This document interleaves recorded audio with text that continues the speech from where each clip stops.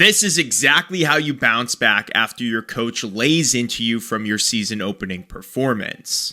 The Detroit Red Wings are one of the hottest teams in hockey right now, starting out their season with a 5-1 record and a 5-game win streak.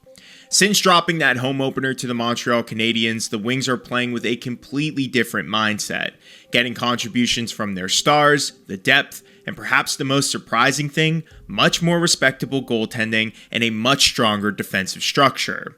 But how sustainable is this unexpected start for Detroit? And who can step up to help keep this momentum going in the right direction in a very tight division this year? Well, let's find out together.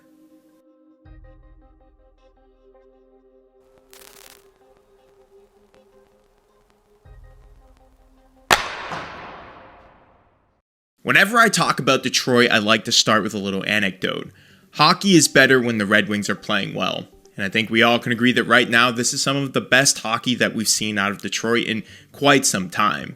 But that's not why you clicked on this video. You want to know the facts. Why are the Red Wings having so much success to begin the year? And is this going to be sustainable through a long season?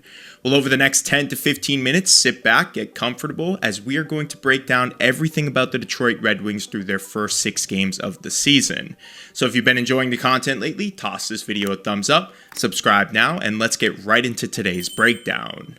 After dropping Game 1 of the season, Todd McLellan showed some early signs of frustration with his group. Quote, "Fundamental hockey. Hockey that you play in Bantam, Junior, American League, Pro. You don't give up 2-on-1s. If the D is down, a forward covers. You manage the puck, you don't turn it over." He then followed that with another quote saying, "The players will say they probably have already said to you, we can fix this. When? It's time. Some of them have been doing it for years. It's time." And McLellan was on point because in the first game defensively, the Wings were picked apart. Odd man rushes, ineffective forecheck, goaltending not making the necessary stops. It was the typical Red Wings hockey that we've become accustomed to seeing. The type that is not sustainable through a long season and the type that will keep you out of the postseason. So big props to McLellan for calling his team out, but even bigger props to the players for responding and actually stepping up. Over the next 5 games, the Wings looked like a completely different team, from more puck aggression, better defensive structure, all the way to an offense that finally found its traction. So let's start by going through some of the numbers for this team. Right now, the Red Wings offense is in a good spot. They are averaging 3.33 goals for per game, and they have a success rate of 22.2% on the power play, ranking them 13th in the league. On the defensive side, they're allowing fewer shots and blocking a lot more, which has led to even better goaltending numbers, with Detroit averaging a .907 save percentage between their two guys and a 2.33 goals against average, which actually ranks them 6th in the league right now. And keep in mind, this is all against some pretty serious competition, not some bottom dwellers. They've played against Toronto twice, Montreal, Edmonton, Florida, Tampa Bay. These are some of the top teams in the league right now. So for the Red Wings to have this great of production against some pretty talented squads, I think that says a lot about this team. However, something that's also worth mentioning here is that the Red Wings have played 5 out of their 6 first games at home. And typically when we look back at their records in the past, they aren't exactly the best team when they aren't playing in their own barn. And we'll talk more about their road record in a minute, but I want to dig in on some individual players who I feel have really stood out through the first handful of games of the season.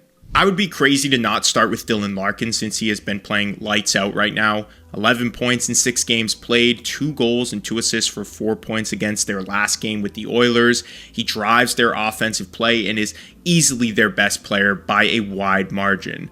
I think oftentimes Dylan Larkin, because they're not in the postseason, gets overlooked, but just look back at last year, he's still putting up good numbers, had an incredible 4 Nations tournament, and it seems like he is on a mission this year to prove that the Red Wings are a postseason team, and so far so good because his hot start has been a big reason for their success.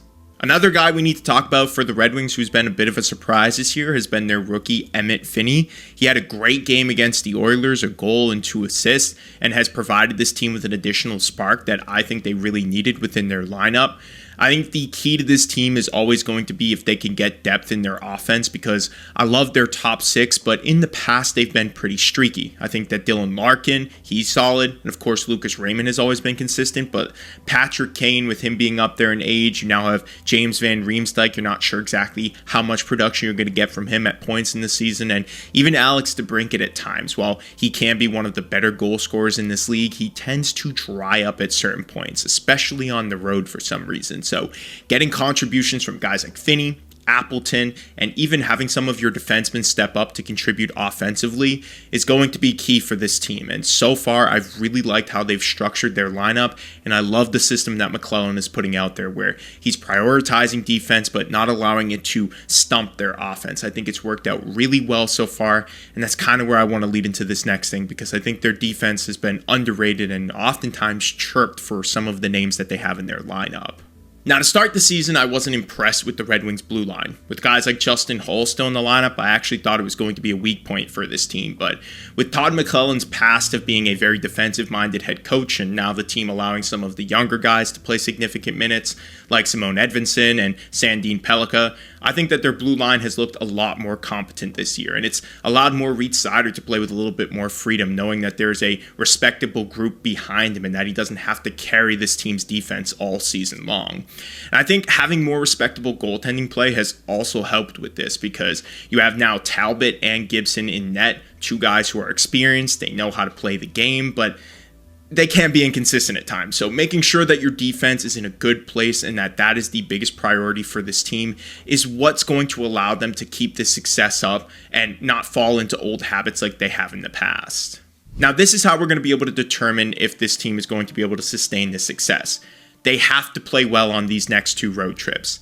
Like I mentioned at the top of the video, their first 6 games, they've played 5 at home, and now they have a soft road trip to play Buffalo and the New York Islanders, 1 game at home, and then a really difficult and long West Coast road trip.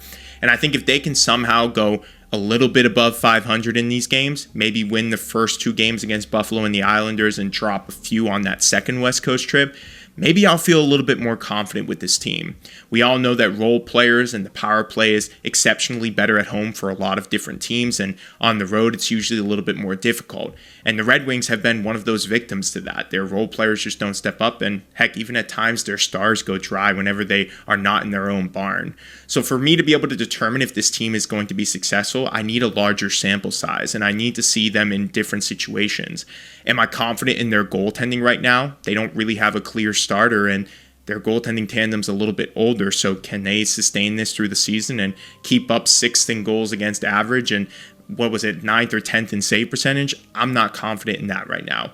Are they going to be able to find their offense on the road, and can McClellan's call out really keep that momentum all year long? We're going to have to see, but so far so good from the Red Wings. I think their top 6 is overproducing. I think their depth is finally stepping in, and we're seeing a much more competent and complete Red Wings team than we've seen, I guess, over the past 9 seasons, if you want to compare it to all of those years. But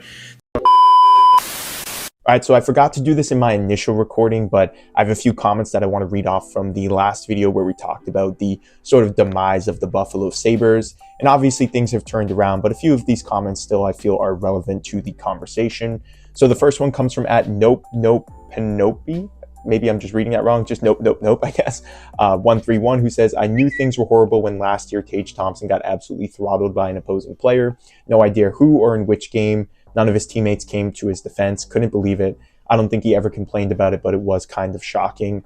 Yeah, definitely an interesting situation then, but I do think that this turnaround is going to be important for them, how they conduct themselves as a team, whether or not they stick up for each other over these next stretch of games. I think that's going to be key when we're watching this team, but so far they've looked a lot better since their 3-game slump, and I'm expecting them to turn things around at least a little bit after all of that. This next one comes from the Henry Duong, who says, remember this team once had Eichel, O'Reilly, and Reinhart as their 1 to 3 centers and couldn't make the playoffs. These guys all won cups together after leaving. Yeah, I think that's the biggest stain on this Buffalo team. They draft so well. They do such a great job acquiring players, but they just can't retain them for whatever reason, whether that's Eichel's surgery thing or teams just having their players lose interest like what happened with O'Reilly. It happens all the time, but with Buffalo, it's way too common of an occurrence, and I think that that's ultimately what has hurt this organization through this long playoff drought. And the last comment comes from @ToddMCF2002, who said, I don't expect them to make the playoffs, but they didn't look terrible against Ottawa. That said, as a Hurricanes fan, I can't help but notice that they do sort of coast around. The lack of intensity is evident.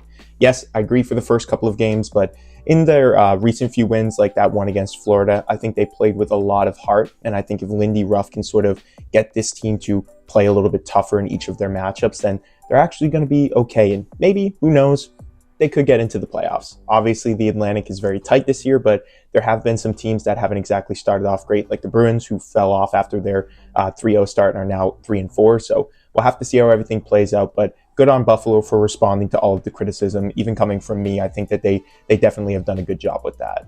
But this is my breakdown of the Red Wings. Gotta say, this is the most impressed I've been with them in quite some time. I think McLellan has done a great job with this group and is finally getting them to play complementary, competent hockey. So let me know what you guys think in the comments below. Do you think that this success is sustainable? And how big do you think this road trip is going to be for the rest of this team's season? I also have a few other pieces of content for you guys to check out on the screen right here, so be sure to do that after this one. And again, thank you guys so much for watching and supporting the channel. I will see you in the next upload.